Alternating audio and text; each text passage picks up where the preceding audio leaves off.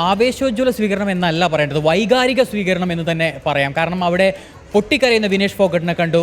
ബജ്രംഗ് പൂനിയ വിനേഷിനെ സ്വീകരിക്കാൻ എത്തിയിട്ടുണ്ടായിരുന്നു. സാക്ഷി മല്ലിക് വിനേഷിനെ സ്വീകരിക്കാനുണ്ടായിരുന്നു. സാക്ഷി മാലിക് പൊട്ടിക്കരയുന്നത് കണ്ടു. വിനേഷ് ഫോഗട്ട് ആ ഒരു ഭാരം താങ്ങാൻ കഴിയാതെ വിതുമ്പുന്ന വിനേഷ് ഫോഗട്ടിനെയാണ് ഈ നിമിഷങ്ങളിലൊക്കെ കാണുന്നത്. ഏറെ അനിശ്ചിതത്വങ്ങൾ, കാരണം ആദ്യ ദിവസത്തെ ആ മത്സരങ്ങളിൽ ജയിച്ച് അത് ലോക ചാമ്പ്യനെ അട്ടിമറിച്ചുകൊണ്ട് പരാജയപ്പെടുത്തിക്കൊണ്ട് ക്വാർട്ടറിലേക്ക് പോകുന്നു. പിന്നീട് സെമിഫൈനലിലെത്തുന്നു. സെമിഫൈനലിലും അനായാസം വിജയിച്ച് കയറുന്നു. പക്ഷേ ഫൈനലിന് മത്സരിക്കുന്നതിന് തൊട്ട് മുൻപ് 100 ഗ്രാം ഭാരം കൂടി എന്നുള്ള കാരണം കൊണ്ട് അയോഗ്യയാക്കപ്പെടുന്നു.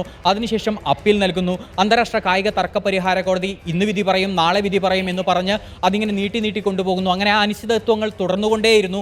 ഏറ്റവും ഒടുവിൽ പക്ഷേ പ്രതീക്ഷിച്ചൊരു വിധിയല്ല ലഭിച്ചത്. വെള്ളി മെഡലെങ്കിലും ലഭിക്കണം എന്നുള്ള ആവശ്യമായിരുന്നു വിനേഷ് ഫോഗട്ടിൻ്റെ ഭാഗത്തു നിന്ന് ഉണ്ടായത്. പക്ഷേ അതുപോലും ലഭിച്ചില്ല. അന്താരാഷ്ട്ര കായിക തർക്ക പരിഹാര കോടതിക്ക് അത് റെസ്ലിംഗ് ഫെഡറേഷൻ്റെ നിയമത്തിന് വിരുദ്ധമാണ് എന്ന് പറഞ്ഞതുകൊണ്ട് തന്നെ റൂളാണ്, നിയമമാണ്. അതുകൊണ്ട് അതിൽ യാതൊരു വീഴ്ചയും വരുത്താൻ കഴിയില്ല എന്നുള്ള കാരണം കൊണ്ട് ആ മെഡൽ നഷ്ടമാകുന്നു. അങ്ങനെ ഉറച്ച ഒരു സ്വർണ്ണ മെഡൽ ഇന്ത്യക്ക് നഷ്ടമായ ആ ഒരു വേദന, അല്ലെങ്കിൽ ഒരു വെള്ളി മെഡലെങ്കിലും പങ്കിടണം എന്നുള്ളൊരു ആവശ്യം, അതും നിരാകരിച്ചതിൻ്റെ വേദന, അങ്ങനെ ഏറെ വൈകാരികമായ നിമിഷങ്ങളൊക്കെ പിന്നിട്ട് തിരിച്ച് രാജ്യത്തെത്തിയ ചാമ്പ്യനായിക്കൊണ്ട്, അതായത് തോൽക്കാതെ മെഡലില്ലാതെ മടങ്ങേണ്ടി വരുന്നു എന്നുള്ളതാണ്. തോൽക്കാതെയാണ് അവർ തിരിച്ചു വരുന്നത്. വിനേഷ് ഫോഗട്ട് തിരിച്ചു വരുന്നത് തോൽക്കാതെയാണ്. അതുകൊണ്ട് തന്നെയാണ് ഒരു ചാമ്പ്യൻ എന്നുള്ള രീതിയിൽ തന്നെ വിജയിച്ചു വരുന്ന, വിജയശ്രീലാളിതയായി വരുന്ന വിനേഷ് എന്നുള്ള രീതിയിൽ തന്നെയുള്ള സ്വീകരണം അവിടെ ലഭിക്കുകയും ചെയ്യുന്നത്. ബജ്രംഗ് പൂനിയ, നേരത്തെ ഒളിമ്പിക്സ് മെഡൽ നേടിയിട്ടുള്ള താരമായ ബജ്രംഗ് പൂനിയ, അതുപോലെ തന്നെ 2016 റിയോ ഒളിമ്പിക്സിൽ മെഡൽ നേടിയിട്ടുള്ള സാക്ഷി മലിക്, അങ്ങനെ മുൻ ഒളിമ്പിക് മെഡൽ ജേതാക്കൾ തന്നെയാണ്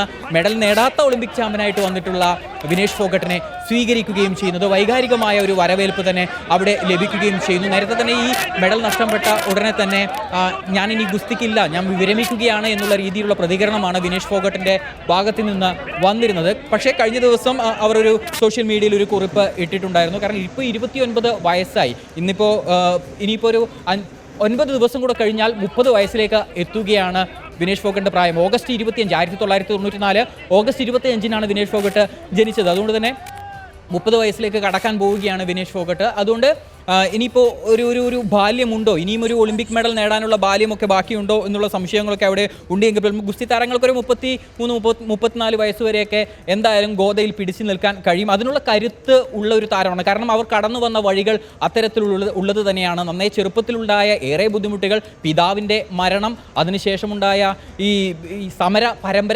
പരമ്പരകളുടെ ഒരു കാലം ഒക്കെ കഴിഞ്ഞിട്ടാണ് കൃത്യമായ മത്സരങ്ങളിൽ പോലും പങ്കെടുക്കാതെ, അതിനിടയിൽ കാൽമുട്ടിനേറ്റ സർജറി, ഈ പ്രതിബന്ധങ്ങൾ എല്ലാം മറികടന്നുകൊണ്ടാണ് അവർ പാരീസിൽ എത്തുന്നതും ഒളിമ്പിക്സിൽ പങ്കെടുക്കുന്നതും. അവിടെ ഈ മത്സരങ്ങളിൽ അധികം പങ്കെടുക്കാത്തത് കൊണ്ട് തന്നെ സീഡ് ലഭിക്കുന്നില്ല. അതുകൊണ്ട് 1ാം സീഡായ 1ാം റാങ്കുകാരിയായ ലോക ചാമ്പ്യനായ, ഇതുവരെ ലോകത്തിൽ ആർക്കും അങ്ങനെ അന്താരാഷ്ട്ര മത്സരങ്ങളിൽ പരാജയപ്പെടുത്താൻ കഴിയാത്ത ജാപ്പാനീസ് താരം ആദ്യ മത്സരത്തിൽ തന്നെ എതിരാളിയായി വരുന്നു. പക്ഷേ അവസാന സെക്കൻഡുകളിലെ ആ ഒരു തിരിച്ചടിക്കൊടുവിൽ ആദ്യ മത്സരം ജയിച്ചു കയറുന്നു. പിന്നീടും കരുത്തരായ എതിരാളികൾ. ആദ്യ ദിവസം തന്നെ 3 മത്സരങ്ങൾ പങ്കെടുക്കേണ്ടി വരുന്നു. ആ മത്സരത്തിന് പങ്കെടുക്കുന്നതിന് തൊട്ട് മുൻപുള്ള വിനേഷ് ഫോഗട്ടിൻ്റെ ഭാരം എന്ന് പറയുന്നത് 49.5 കിലോഗ്രാം ആയിരുന്നു. 50 കിലോഗ്രാം കാറ്റഗറിയിലാണ് വിനേഷ് ഫോഗട്ട് മത്സരിക്കുന്നത്. അത് തന്നെ നേരത്തെ 53 മത്സരിച്ച വിനേഷ് ഫോഗട്ടിന് ഈ മത്സരങ്ങൾ പങ്കെടുക്കാൻ സാധിക്കാത്തതുകൊണ്ടാണ്. അതായത് ഈ ഒളിമ്പിക്സിന് തൊട്ട് മുന്നേ നടന്ന മത്സരങ്ങളിലും അങ്ങനെ അന്താരാഷ്ട്ര സർക്യൂട്ടുകളിലും ഇറങ്ങാൻ കഴിയാത്തത് കൊണ്ട് തന്നെയാണ് വിനേഷിന് 50 കിലോഗ്രാമിലേക്ക് മത്സരിക്കേണ്ടി വന്നത്.